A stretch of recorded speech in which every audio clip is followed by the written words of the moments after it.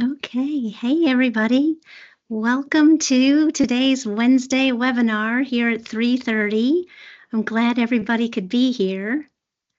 And we have a great afternoon planned for you, all about AI-powered feedback using various AI tools to interact with students really quickly and use the power of AI to kind of spark conversations and get feedback to them so that they can improve their work as quickly as possible and elevate critical thinking and metacognition. So we've got the link there in the chat and it's on the screen. So go ahead and jump into the slide deck. The link is go.ncdpi.gov/JKNPZ, all lowercase. So that should get you into it. And we're going to put that over there in the chat for you so that it'll be a little bit easier for you to get to as well. So, and I've got this slide there back from the last week or so, just with the link over to our page for donations to support the West. It's going to be a long haul to work on recovery out there. So I'm just dropping that in there just to kind of keep awareness as we kind of continue to recover in our Western counties. So going over to the next slide, my name is Stacy Lovedahl, and I am the Western Consultant for Digital Teaching and Learning. And before that, I was an instructional technology facilitator for Catawba County Schools and a middle school science teacher. So one of the things that I just kind of want to, say before we get into some of the nitty-gritty of this session is that I think, like a lot of teachers, I can really just embrace this idea of using technology in general and AI tools specifically for feedback, because, I can remember just bringing home crates, like literally crates of science notebooks. I was an interactive science notebook person, and I did the left side, right side thing where we'd take notes on the one side of the page, and then kids would draw the reflections or, cell diagrams or bubble maps or whatever it was that we were doing in class on the opposite side. And then I'd take them home and do some kind of grading system on them. And sometimes I was fast about it, but most of the time those crates would just be this thing that hang around in the kitchen or the living room until I got them hauled back to class. And so timely feedback was definitely a thing, right? So no matter what you teach, getting feedback back to students is really important, and especially in a timely manner. So if AI can help us with that, we know the power of getting that back to students quickly is much more effective. So let's jump into some of this. Before we move along to the next slide, if you are on the slide that has the Padlet on it, you can go ahead and scan it with your, if you've got a phone or whatever, you can get into the Padlet using the QR code, or click the link and jump over there. So I'm going to click that link and open up the Padlet so you can see that. And this is the Wednesday webinar Padlet. So it's kind of been accumulating all of the wisdom for some of the sessions that we've been having over the last few weeks. So feel free to multitask and look at what people have said about some of the other sessions. But what I would love it if you would do, as we're kind of going along, is use this first column right here to just grab a note. Click the plus sign here and introduce yourself And, just if you have had some experience using an AI tool to give feedback to your students, what have you been using it for? What's your experience been? So just grab a sticky note and introduce yourself. What's your educational role? Where are you tuning in from? And how do you use AI so far to give feedback if you do? Or if you're brand new to it and you're here for some tips, then that's fine too.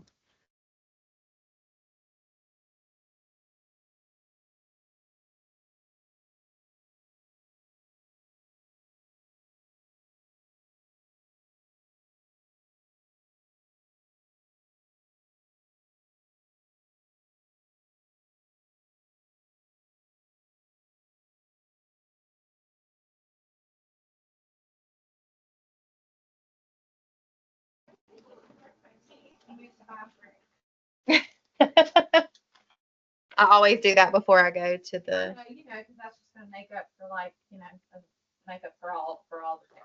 But it does go in there and make look like here,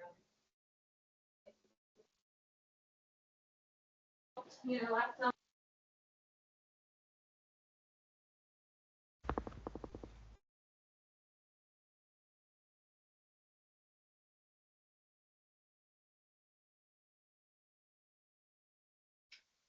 Great. Hey, Belva. Nice to see you, Belva. I'm glad you're here. Another teacher here from Lincolnton. Nice to see you. Magic School, School AI from Sidekick and School AI. Definitely a great tool to use. ChatGPT, great way to give some feedback to students. Excellent. Okay, so we're going to keep that. We'll revisit the Padlet periodically. So if you're still typing, you're kind of getting situated with this whole thing, then don't worry. This will be here for a couple of minutes. So I'll give you some time to get into the presentation and to get over to the Padlet to do some intros. And then you see we have that big blank column there as the second column to add some thoughts to as well. So let's dig into some of the information. So here's the description. So the goal of this presentation is to explore some apps that are designed specifically for AI generated feedback and discover how they can help our students really elevate their critical thinking and their metacognition skills.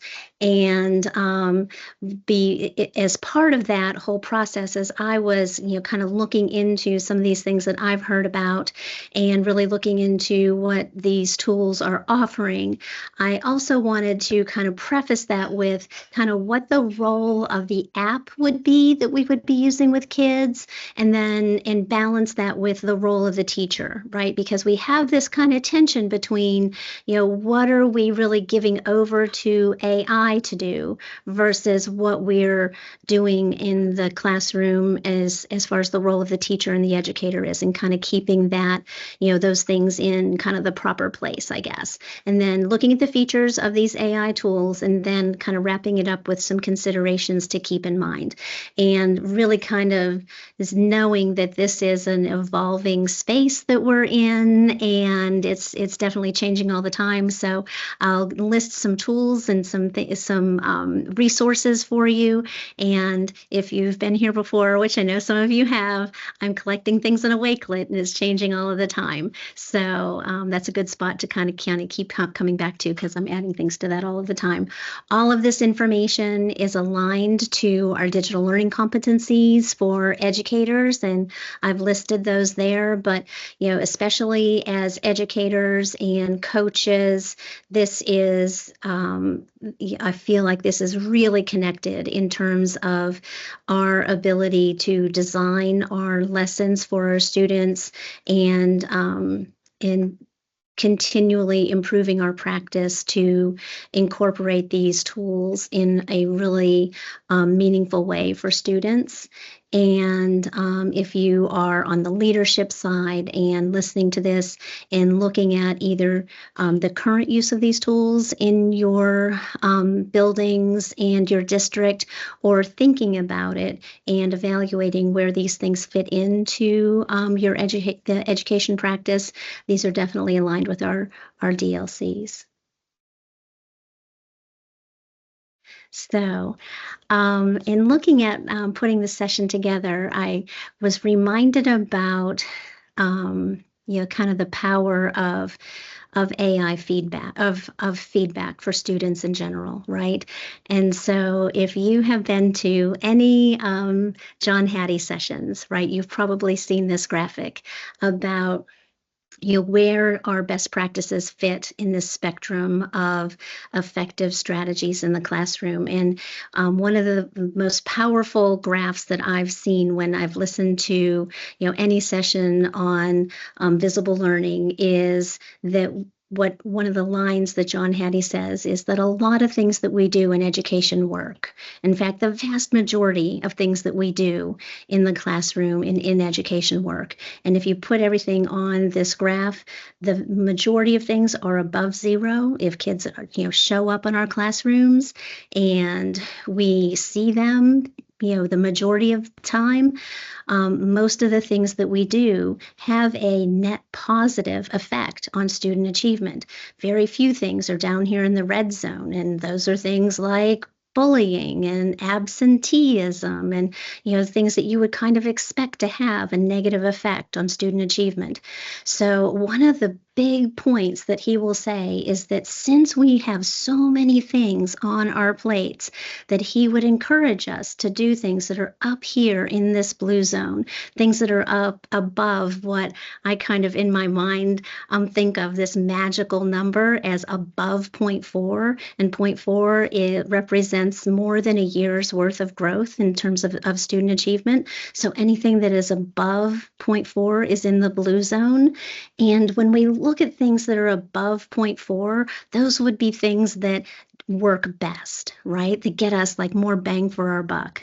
And when we look at things that are above 0.4 and kind of put them on a graph, self-reported grades, having students knowing your expectations and using formative assessment, a lot of the things that when we're talking and we're going to professional development, we hear these words all of the time. But if you look at this graph, right? Feedback is one of the things that has that is really high above 0.4, and letting kids know what their grades are right away, not when they're sitting in a crate in my house waiting for me to grade them. So the faster that I can get that information back to my students, the better it's going to be. So when I was looking at this session and thinking, why would I turn over giving feedback to AI, like where is that balance between me personally grading my student notebooks versus somehow trying to relinquish some of that to automation and to an AI, and how do I kind of keep that in balance? This graph really gave me some permission, if I needed it, to say, you know what, there's power in being speedy. There's power in giving that information back to the kids as quickly as possible. Okay, so how do I keep that in balance, right? So let's go on to this next slide. So when we look at John Hattie and his work, so we have that student feedback is way above 0.4, but there's another thing that is even higher in the visible learning feedback, right? And that is this number 1.57. And if you look at 1.57, that is collective teacher efficacy. And if you boil that big word down, collective teacher efficacy is you. It's the power of the teachers and the educators in the building to get their time back and to work together, right? So when I look at another reason why I would try to find that right balance between giving over some of that feedback work to an AI or to technology in order to get some of my time back, it would be I would use that time to work with my middle school team. So I was a middle school science teacher, right? And if I could use that time to work with my students, to work with my grade level team, to work more effectively together, I would be using that time for collective teacher efficacy. So if I look over here and I click on this link that you've got in your slide deck, right, that takes me over to my good old John Hattie Visible Learning site, and collective teacher efficacy and all of that information just is all of the things that teachers and educators in their buildings do together to make learning more effective for their students. So it's kind of a double, a double whammy, I guess. A double whammy in the best possible way is you're giving the feedback back to students so that they have the information about how they're learning and they can do something with it. And then you're getting some of your time back so that you can work together with your team and with the teachers in the building to make learning more meaningful for your students. So if I were going to say that there, what are these reasons why I would find AIs to work with, those would be my two big reasons. So let me go over here and say, so how are we going to do that, right? What are some of the tools that we can do to do that with? So here are just some. So I have my ... and more because I am sure there are more out there, right? But the few that I have been hearing about lately are here on this list. We've got Snorkel, and if you have heard of some, definitely type them in the chat or put them over there in the Padlet, because those are two good spots to kind of collect your information from. But the ones that I've been hearing about are Snorkel. We're going to start off and dig into that a little bit. CuriePod, which we did a webinar on last week, and Lauren Boucher has done a really good job of doing webinars on that, so she's a great resource. Mirror AI by Swivel. Brisk, I always want to say brisket because that's their phrase. Brisk is a great one. And then School AI and Magic School. And they're in ChatGPT, kind of your AI's direct. And there are probably a lot more out there. So before I go on to anything else, are there any questions about that or any comments that you guys would like to make about that kind of reasons why to use an AI for feedback, or other tools that you've been using that you really like that we should add to the list?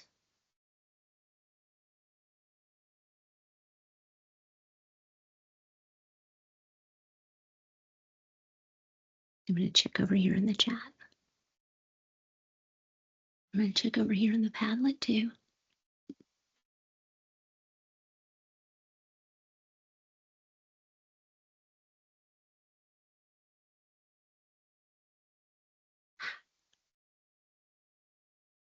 Launchpad and School AI. Thank you for mentioning that.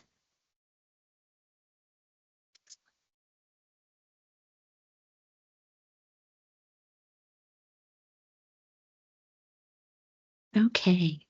Great comments in the Padlet. Thank you guys for mentioning those.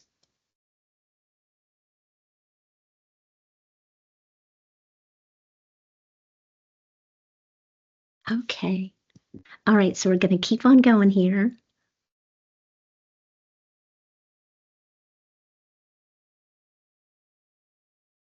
Okay, so the first one we're going to dig into is Snorkel.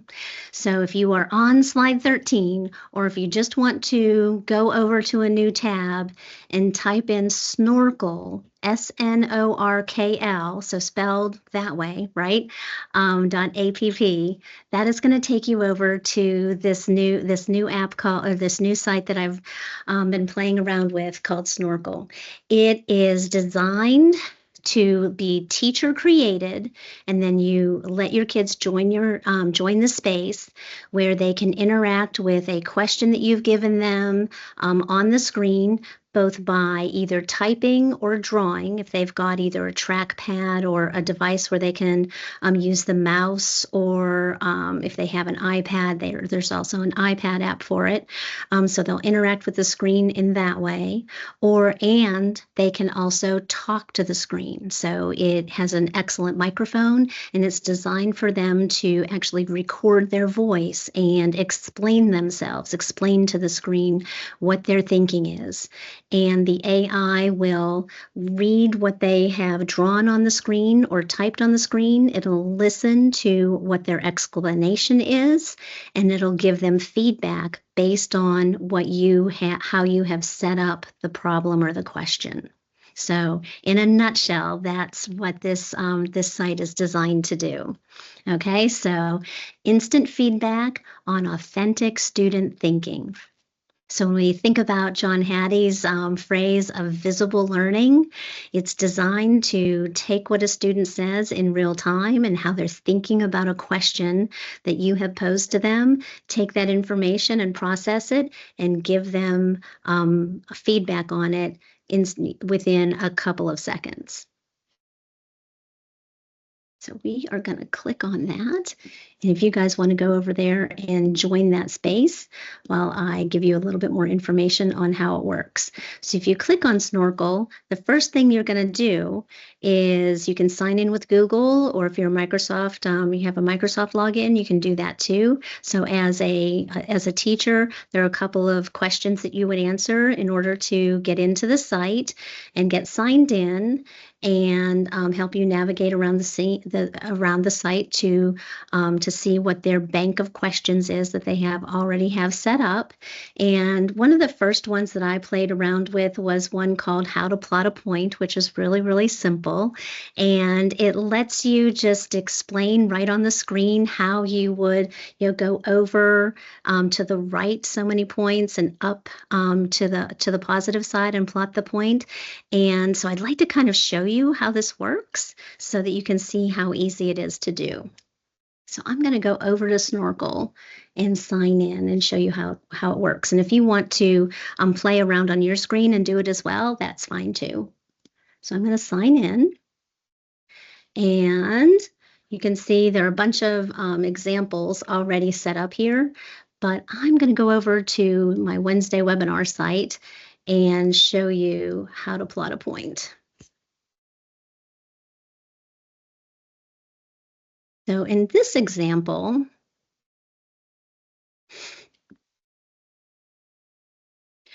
to plot +3, +5, I would go over on the x-axis to 3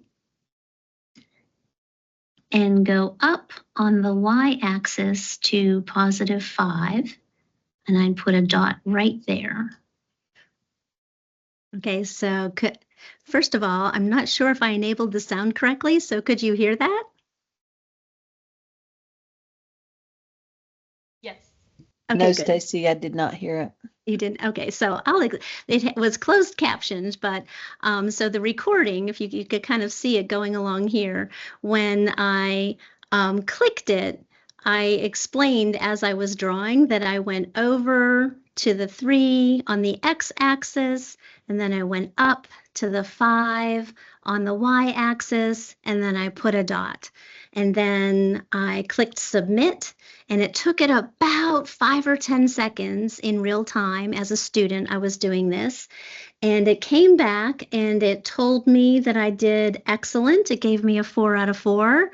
And it told me why. It says, great job explaining how to plot a point on a graph. You clearly described how to move along the x-axis and then the y-axis.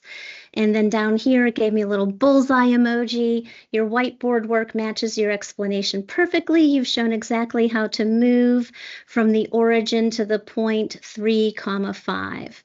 So that was what I got on the student side. And then on the teacher screen, okay, I went over on the teacher side, and I could see what the student did and hear what the student said. I could see the AI generated feedback, and I had a spot down at the bottom to type a comment on this response. So I put Mrs. Lovedoll teacher feedback because I wasn't quite sure how this would show up for the students, so I wanted to type it in a certain way so that I knew what I was seeing. So I put down Mrs. Lovedoll, comma, teacher, or parentheses, teacher feedback. Good work, Stacy. You showed your work and correctly plotted 3,5. So you have a spot down below to put your own feedback as the teacher as well. So it was really, really simple to set up the problem. It was really simple to set up to give the teacher generated response. And it was really easy to join as a student. You get a link to join. I have not seen whether or not there's any Google Classroom or other LMS integration on the back end of this. But as far as creating things from scratch, it felt really easy to do. Are there any questions before I show you another one? I wanted to show you the Punnett Square one that had a lot of drawing involved.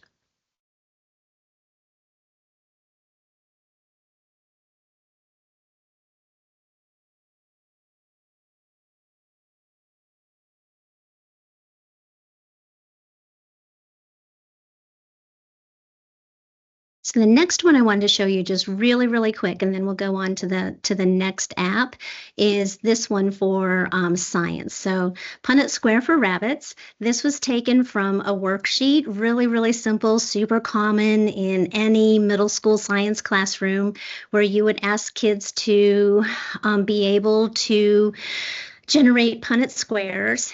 And so I did it 2 times. The first time I created one where the directions, you could only see the directions if you clicked a drop down. So if you notice, my whiteboard where the kids could actually draw themselves is blank. And the only way for the kids to see the directions was to actually click a whiteboard, to click a drop down. So that was a little bit cumbersome. So I changed it on the second try, but they could draw their own box. They could draw their own information over here on the side.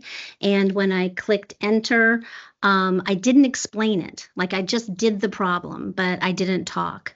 And so even though it is completely correct, I didn't get a good score. I only got 1 out of 4. And so it told me great job on doing it correctly. However, you didn't explain it. So I'm only giving you a 1. So I was super disappointed in myself. And I went and I did it again. I also kind of fixed up my directions on the teacher side. So my directions were showing up there. And I added, be sure to explain your thinking. So as a student, I was reminded to explain my thinking, and I added my voiceover, and this time I got it correct and I got a 4 out of 4.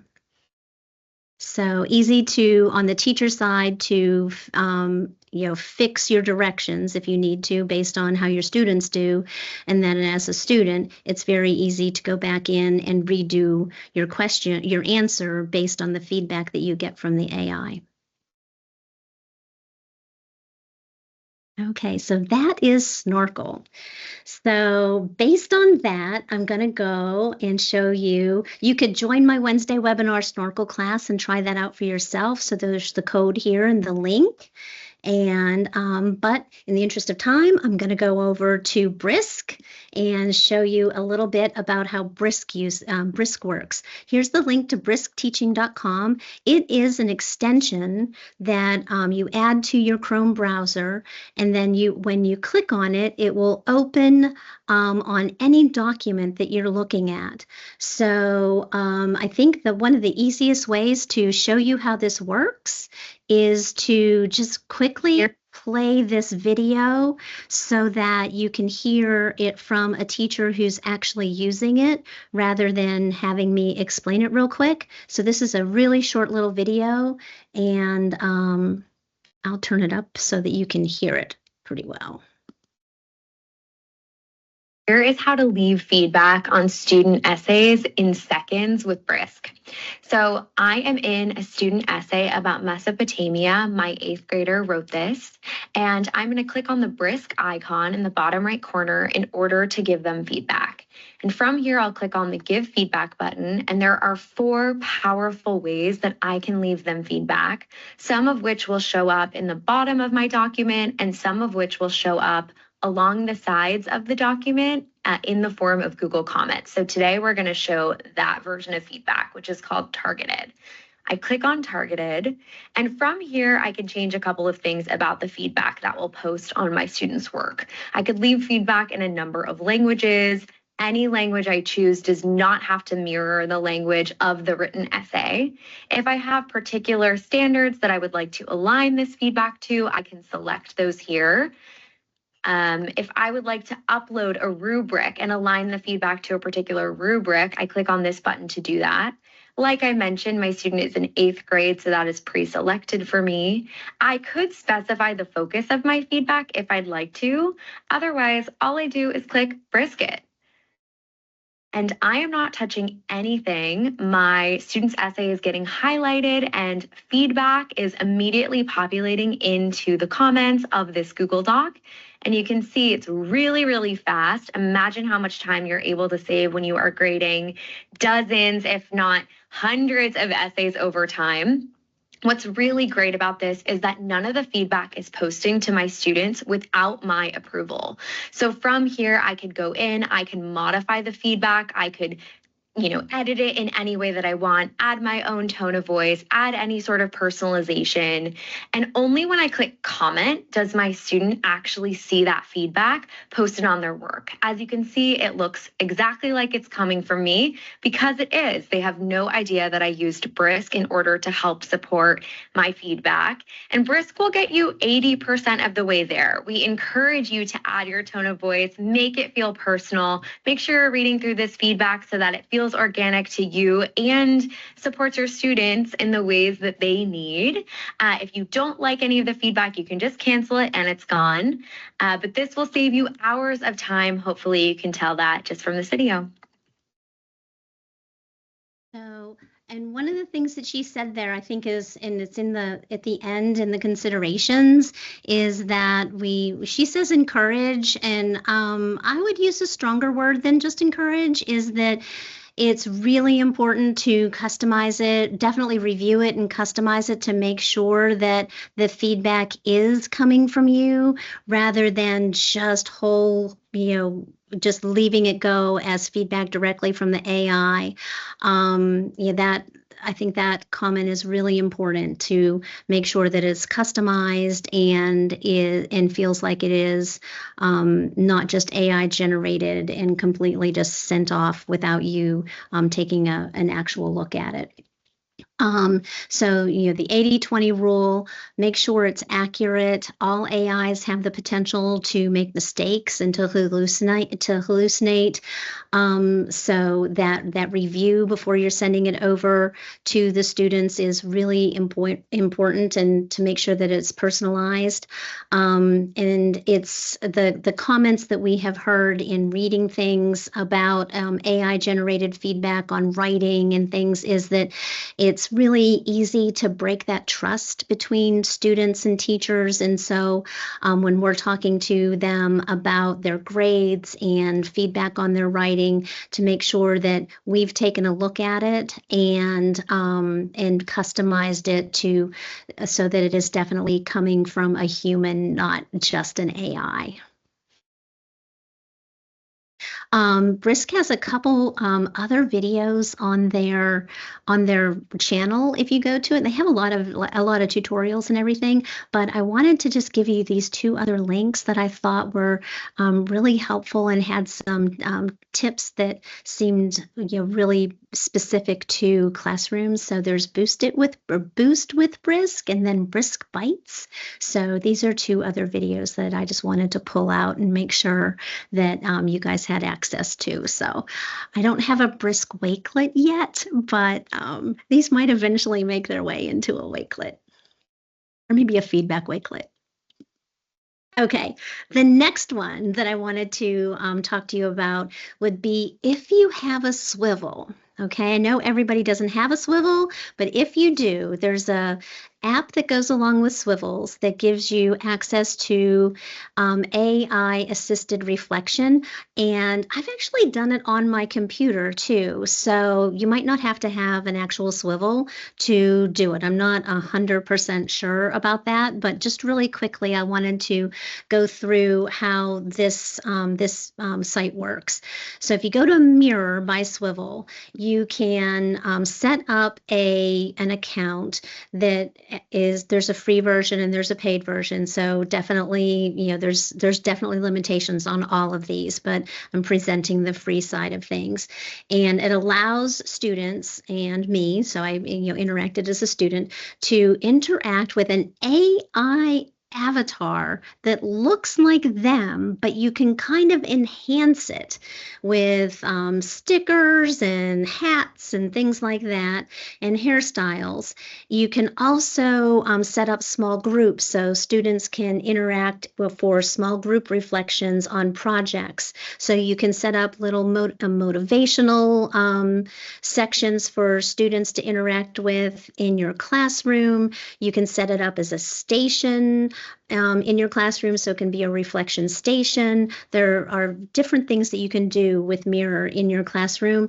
They are talking about it for goal setting in homerooms, for overall goals, for personalized learning. That you can also set it up for goal setting for standards directly in your core content areas, for projects and things in your classrooms. So it looked like it was very, very flexible and was intended to be used in very, very short amounts of time. Like some of the time periods were to reflect for 30 seconds to 90 seconds. So you would walk up to it and turn on the reflection station, interact for just a minute, and do your reflection, and then turn it off and walk away. So it was really, really quick reflections. So I wanted to show you just a real quick video on how they have it set on how. Hi, my name is Rachel and I'm with Swivel. And today I'm going to show you how to set up a reflection with Mirror for any learning scenario. For this example, I'm going to pretend like I'm a 6th grade science teacher. Our unit is on the solar system, so that's what I've named my reflection.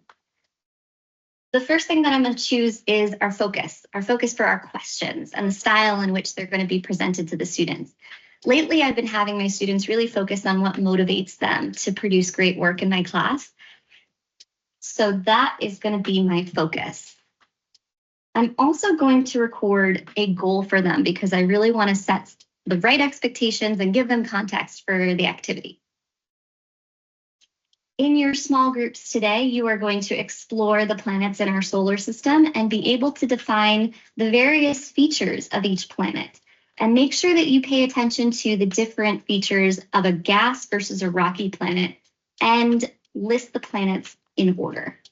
While that's transcribing, we'll see that our prompts are also going to be updated because the prompts are not just influenced by the focus, they're also influenced by your goal. So if I'm not happy with any of the prompts or the way that they're being presented, I can certainly edit them, move them around, delete them, change the phrasing, or add my own questions. But I'm pretty happy with what was generated here. And the last thing that I'm going to check here is the response length appropriate. So in this case, I want students to really kind of expand and dig a little bit deeper. So I think 15 seconds is going to be a little too short. I'm going to increase the rigor here and change my response length to 30 seconds. We are all set and ready to set up Mirror. And now while students are working on their activity, they're going to have the context set by my goal. And then the prompts are going to ask them to consider both my goal and my focus in their reflections. And we're ready to rock and roll. So what I felt was interesting about it was that they really wanted to keep the reflection period super short and kind of part of the natural progression of a lesson, rather than something that needed to take extra time outside of or just at the end of something. So you would have the kids learn something really quickly, and then that looked like a separate piece of equipment. But in my experience, when I was playing around with it, I just brought the Mirror app up on my computer, so you could bring it up on the Chromebook and have it just be something that they would reflect really quick for 30 seconds and then move on to the next thing.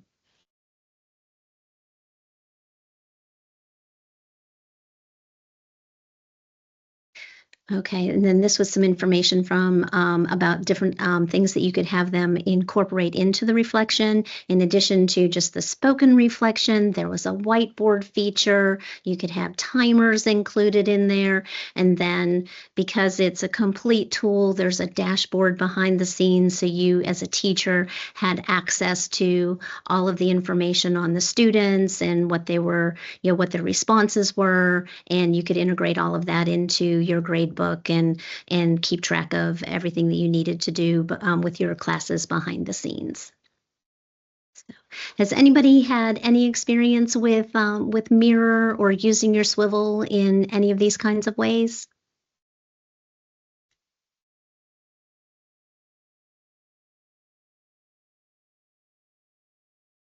Okay. We are going to move on to one more. Oh, I think I have one more video from a teacher and some students on how they were using Swivel in their classroom. So I wanted to show you that because I really like the student side, but then also how the teacher was using it in his classroom. So I wanted to play you that real quick before we go on to the next tool. The mirrors helped me a lot because I really don't like writing for school projects. And I much prefer being able to talk to it. And I think it gives me good feedback. And it makes my life a lot easier to not have to worry about writing a bunch of paragraphs for something that I spent a lot of time on already.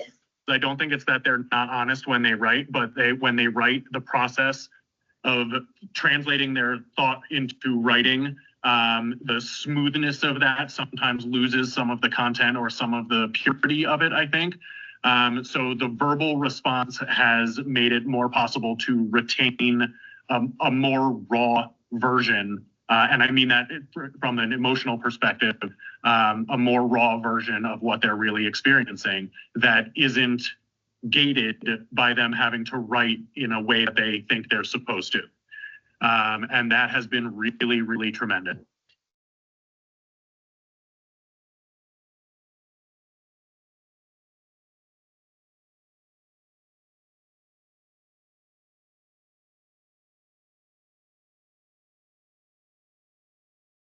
The benefit of the mirror, I feel like it's asking you different questions than it would on just a journal, and that you're just answering simple questions like, what'd you do in this project? How'd it go?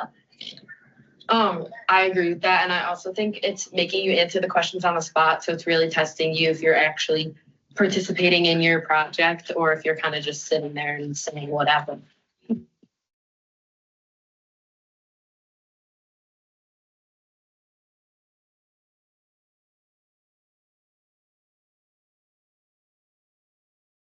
Well, from using the mirror, I've kind of learned that I need to be more positive, and I need to be able to give better feedback.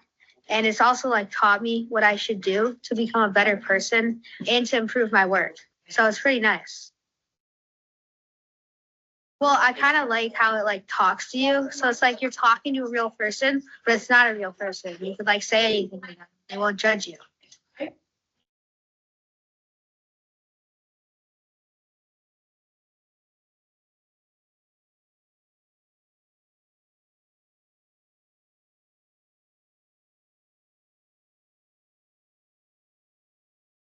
What I love about Mirror is that it helps the teacher and the student go through this whole process.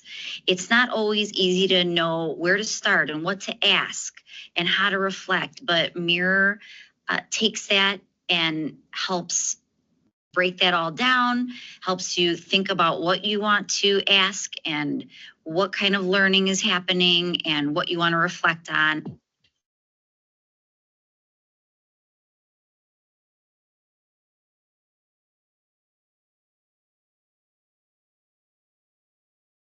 Okay, so that's a little bit about Mirror, and does anybody have any questions on that one before we go to the next one?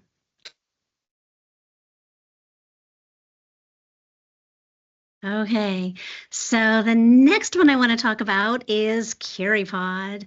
Who is a CuriPod fan out there? I didn't wear orange today, but You know, there's a lot of orange in CuriePod land. So CuriePod has a lot of features. It is designed to be interactive and in person with your students.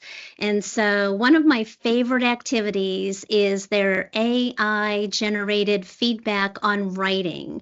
And one of the first ones that I played around with was co-writing a fairy tale with AI. So it has a little bit of AI literacy embedded in it. You can customize it to be any type of writing, but their kind of baseline one is with co-writing a fairy tale. So I think it would be really fun if we tried this out together. So if you are on slide 25, you can just click on Curie Live, and I'm going to go over to a new tab and start the lesson. It'll have the guts of the lesson as well, so you'll see the teacher side as well as the student side, just so you can kind of see the whole entire thing. But if you were an actual student, if this was a student experience, you would probably take out some of the kind of the back end slides. So go ahead and click on Curie Live, and that's going to take you over here to enter the PIN. And I am going to go over and find my tab, get this out of the way so I can get my Curie slide out. Here it is. And we're going to start now and get this started. I'm going to stop the music. Okay, it's kind of like Kahoot music, where once you've heard it 50 million times, that's kind of enough for everybody. So if you go to curie.live and enter PIN 150673, that will get you into the live situation. It'll ask you for your name, right? So just your first name. You can turn that on and off. You can tell it to ask for real names or not real names. So there's a lot of flexibility behind the scenes as a teacher on how you let your students in or out or whatever. And then everybody shows up on the screen as this, it assigns them a crazy nickname. So once all of your kids get in, right? So, and I'm not sure how many people will have actually joined, but you'll have them, pop up here on the screen, and on your screen, it will, your device will actually change based on when I want you to have an experience to interact with on your device, right? But not all screens will show up on your device. Only certain ones will show up. So it's designed to have the kids' attention held on the main screen, so it's teacher directed, and then some things to be student-centered on their main device. So CuriePod has this philosophy that some things should be centered on whole group instruction by the teacher, and then some things should be student-centered individually on their own screens, and then some things should be peer-to-peer, so students should interact with each other, with their groups or with their shoulder partner. So they really feel like this synchronous experience between teachers and students, so adults and the students, and then themselves individually and with their peers is really important in face-to-face instruction. It's part of their philosophy. Okay, so this is going to be co-writing a fairy tale where you, the students, are part of the experience.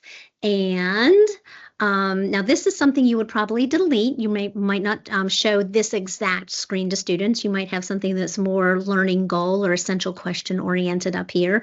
But part of this lesson is designed for teaching character development as the characters in the story, to develop critical thinking skills, to have students collaborating with technology and have them learn how to use AI as a tool for learning and for creativity.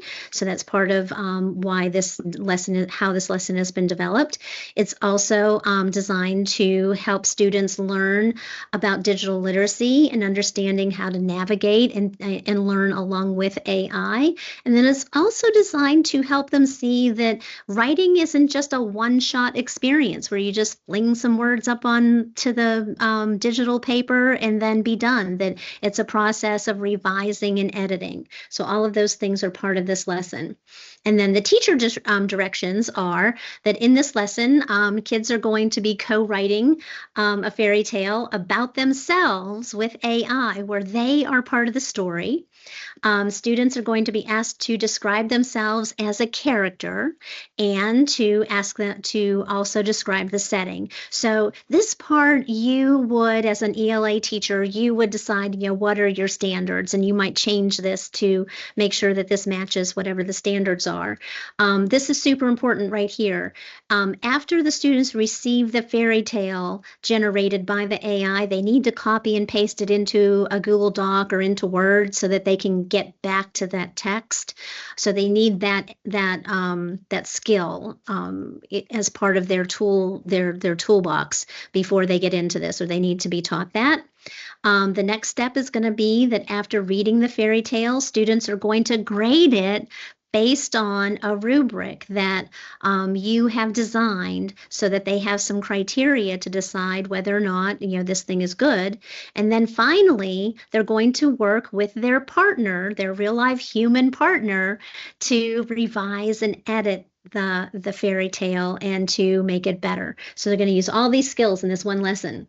Okay. So but wait, we're going to do a little bit of AI literacy. Now, if you've already done AI literacy with your students, you might skip these next few slides or take them out. But if this is their first interaction with AI, or if you feel like maybe they need a reminder because it's been a minute, then you could go over these slides and teach them a little bit about what is AI.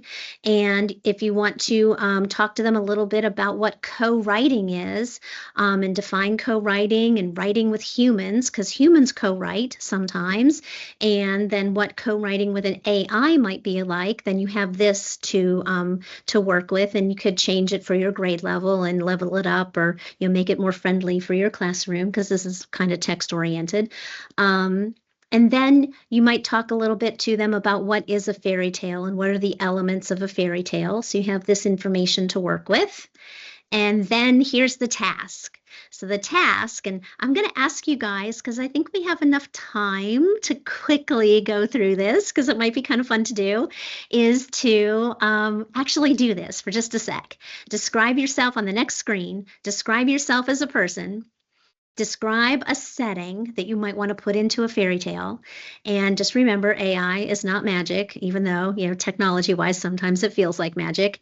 And then the AI is going to write a fairy tale for you and give it back to you. Okay?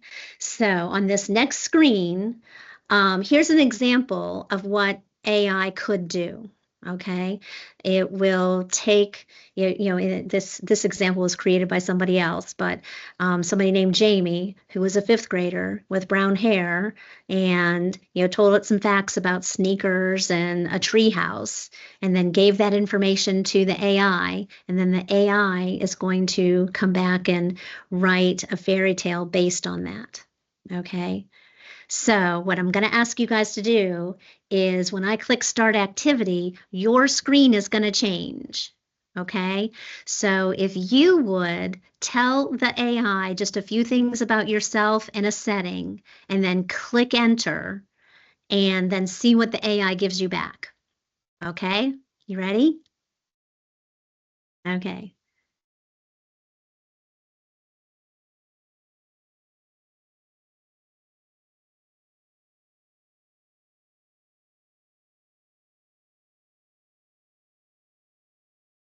And what I'm going to be able to do is see you guys do this. I'm going to give you just 1 minute to do it.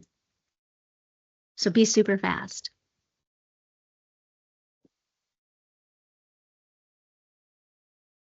Maybe 2.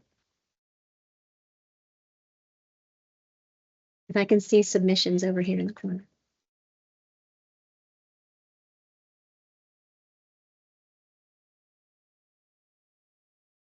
Thank you for playing along. I appreciate you.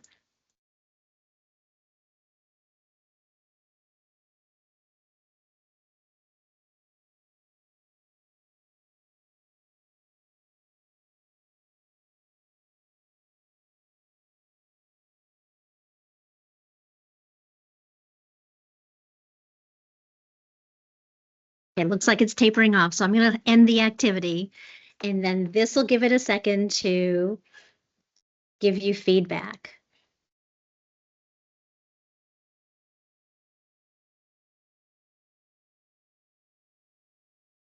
Okay, now here is the here is the rubric that we have set up behind the scenes. So it comes with this. Now you as the teacher could, once you get the activity, you could edit this, but you would give some version of this rubric to your students to work with, and then give them time to grade their work based on this rubric. And they have this amount of time to do that. So you can kind of see how this goes. So I'm just going to end that really quick because we are kind of getting to the end of 4:30. Okay. And you can kind of see how that goes, and everything kind of goes on from there. So this activity is designed to get the kids to write in real time. You would give students much more time than I gave you, and then give them a rubric to work with. They would work with their partner on that. They would copy it into a Google Doc so they would have time to actually interact with their actual text. And then work in real life on their second draft, which would be their human generated draft with their human words, and where they work with a partner and have some collaborative discussions.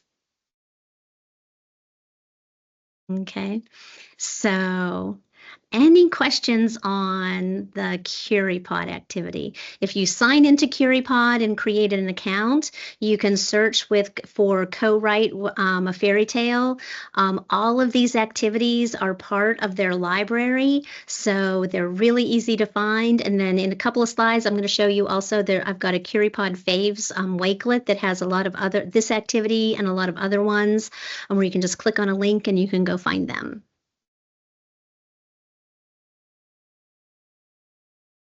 Okay, I am going to go to one more thing. Okay, a couple of considerations before we wrap this up really quickly. And we talked about this a little bit already.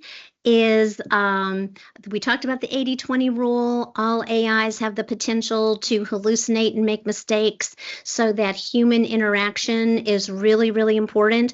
On the CuriePod activity, that one was very, creative, and so that's kind of the power of AI, is that that potential to be creative. But when you're giving feedback, then we want to make sure that we have that human oversight and that human interaction to make sure that the feedback is coming from the teacher and is not just being given to the students without us taking a look at it first. The best feedback generators motivate students to focus on their drafts and to think through the assignments and to look at the specifics and to really look at what you as the teacher wanted them to learn. So it kind of encourages that iteration process and gets them to slow down and to think, and kind of puts those little speed bumps in their way to get them to really reflect. Feedback assistants often focus on creating a dialogue. That's why we love our chatbots like School AI and Magic School, because they get kids to kind of interact and reflect and feel like they're talking to a real person, even though they know that it's not a real person. So we inform them up front that it's not a real person, even though they feel like they're talking to a real person. Always try out a feedback generator yourself to test it and make sure that you feel comfortable with how it's working before you give it to your students, and provide guidelines on the proper use of AI to your students before you give it to them. And we teach kids how to walk down the hall and how to use the bathroom properly every single year, even though they're in middle school, and we've been doing it since kindergarten. So you definitely need to repeat to get them to remember, so it doesn't hurt to tell them every single time. So the proper use of AI is definitely something new for them, so it doesn't hurt to remind them every single time that you're giving them an AI tool. So here are some resources that are in Wakelets for you, and definitely the North Carolina AI guidelines have a lot of good information on the proper on AI literacy for our students. There's a really good resource here for other educators who are teaching with AI. There's some CuriePod favorites here, so you can click on those and get directly to those lessons. And then this is a really good article on using AI as a feedback generator. So I just wanted to link that directly to you right there. And as usual, I just appreciate you guys just stepping up and using AI in the classroom so you can get your time back and use that for your students. And here's the feedback form. So please fill that out. And we take all of your open-ended questions on what you are looking for next and take those to heart. So please give us your comments on that. And if you need anything in this presentation, feel free to make a copy of it. And we'll see you next time.